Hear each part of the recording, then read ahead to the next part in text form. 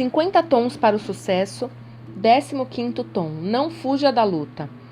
Abraão e Sara eram casados, mas ela era estéril. Naquela época e na cultura deles, não ter filhos era vergonhoso. E a cultura também permitia que a esposa escolhesse uma serva para ter filhos de seu marido por ela. Sara então convenceu Abraão a ter um filho com sua serva Agar. Porém, quando o bebê Ismael nasceu, Agar não queria mais ser tratada como serva, e a situação entre as duas começou a ficar insustentável. Depois que Sara deu à luz seu próprio filho, Isaque, convenceu seu marido a mandar a serva e o jovem Ismael embora. Agar foi com o filho para o deserto, sem saber exatamente qual caminho tomar. Quando acabaram os mantimentos que Abraão havia dado para a viagem, Ismael passou mal e já não conseguia continuar. Agar então largou o filho e se afastou, pois não queria vê-lo morrer.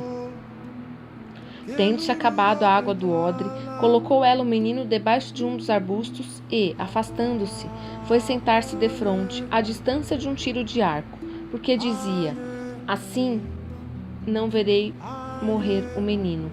E sentando-se em frente dele, levantou a voz e chorou.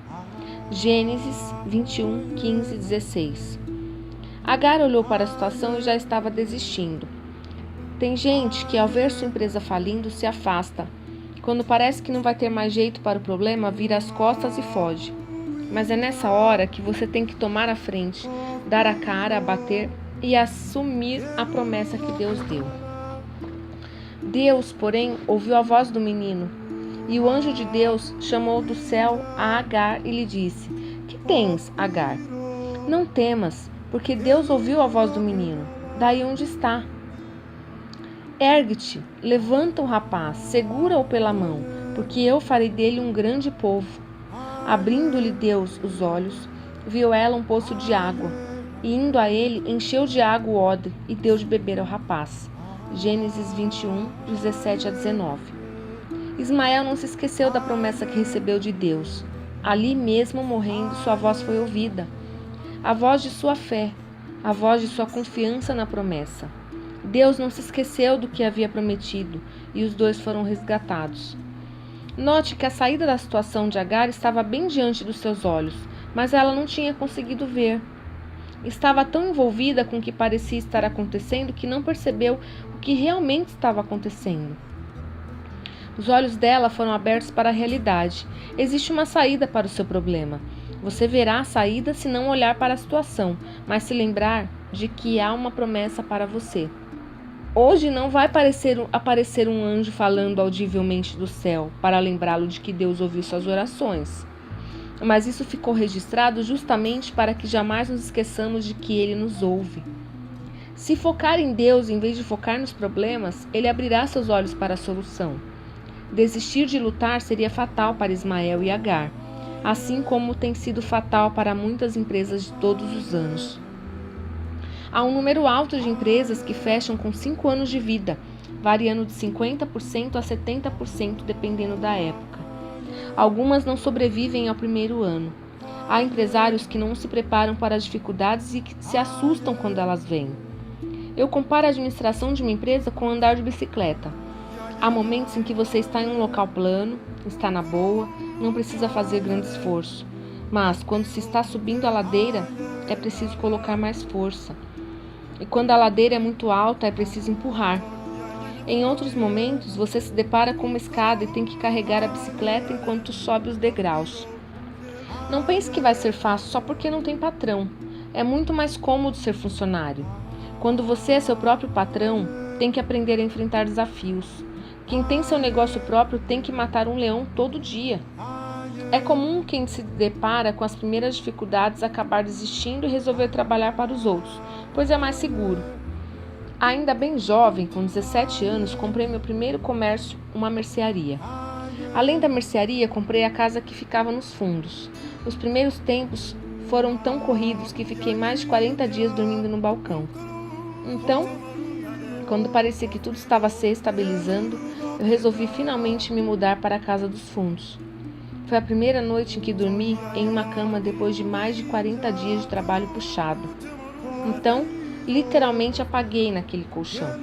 No dia seguinte, levantei disposto para um novo dia de trabalho e me espantei ao tentar abrir a porta do comércio e perceber que ela já estava aberta. Não parecia verdade, parecia que alguém tinha feito uma brincadeira de muito mau gosto, mas não era. Depois daquele mês inteiro de sacrifício, justamente quando eu achava que a coisa tinha começado a andar, alguém invadiu o estabelecimento e levou a maior parte da mercadoria. Fui andando entre as prateleiras sem conseguir acreditar. Foi um choque. Eu tinha ficado com uns 20% da mercadoria. Não tinha dinheiro para repor e sabia que ninguém iria querer vender para mim, acreditando que eu não teria como pagar. Naquele momento, diante da situação caótica, senti o baque e percebi que tinha uma escolha a fazer. Ou me entregava diante daquela situação, ou tomava uma atitude forte. Se eu contasse para alguém o que tinha acontecido, teria problemas. Então, tirei força da minha fraqueza e encarei a situação sem contar para ninguém. Pensei, não posso desistir, não vou fracassar. Era uma questão de honra, eu tinha um objetivo. Não queria trabalhar para os outros e o ladrão podia ter roubado minha mercadoria, mas eu não iria permitir que ele roubasse meu sonho. Arrumei a mercadoria que sobrou e entrei em contato com os fornecedores. Eles estranharam o fato de eu querer repor o estoque tão rápido, mas eu falei com eles em um tom de voz tão entusiasmado que eles acreditaram que meus negócios estavam indo muito bem. Olha, eu preciso de mais mercadoria, porque as prateleiras já estão todas vazias. Com certeza devem ter pensado que eu tinha vendido tudo. Quando alguém me perguntava como eu estava, eu dizia que estava muito bem. Nunca reclamei para ninguém, nunca me lamentei. Eu sabia que iria conseguir me levantar. Eu comecei, então, comprando mercadoria fiado, mas sem dizer a ninguém o que tinha acontecido. Consegui pagar os fornecedores aquele mês e realmente me recuperei. Comecei a prosperar. Pouco tempo depois, montei uma loja de bicicletas e, já casado, montei uma bomboniere para minha esposa e uma sorveteria. Comecei a vender carros e comprei máquinas de videogame para alugar. Fui desenvolvendo a vida empresarial desde cedo, com essa visão de fazer dar certo. No começo, aquele furto quase me fez parar, pois eu não esperava. Porém, a dificuldade me mostrou a minha força. Eu descobri uma força que nem sabia que tinha, e foi isso que me deu condições de sustentar os negócios que vieram depois. Se tem uma oração que aqueles que querem vencer nunca devem fazer é: Deus, me livre das lutas. Deus é o Senhor da guerra, o Senhor dos exércitos. Ele permite que passemos por lutas não para nos ver sofrer, mas para que tenhamos uma oportunidade de vencer. Mude sua visão sobre as guerras. Em vez de enxergá-las como prelúdio da derrota, veja como uma pré-vitória. Peça a Deus força, sabedoria e estratégia para vencer as lutas. Quem foge da luta, deixa o seu espaço para que outra pessoa venha ocupar.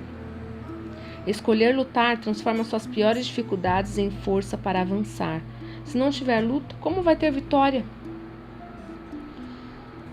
Bem, agora vamos respirar corretamente, inspirando e expirando, contando até 9, por 9 vezes, e vamos trazer esse tom para a nossa vida.